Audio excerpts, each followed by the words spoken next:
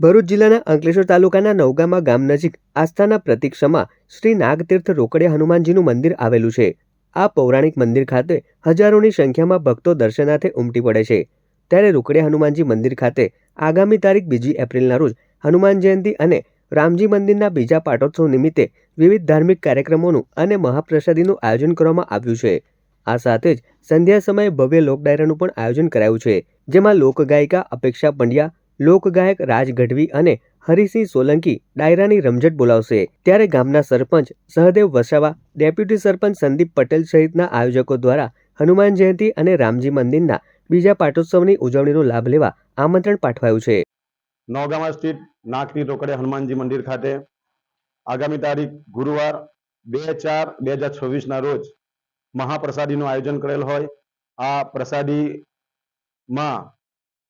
પ્રસાદીનું આયોજન 50-60 હજાર માણસોનું પ્રસાદીનું આયોજન છે, જેમાં તમામ ભાઈ ભક્તોને પ્રસાદી લેવા માટે આમંત્રણ પાઠવીએ છીએ।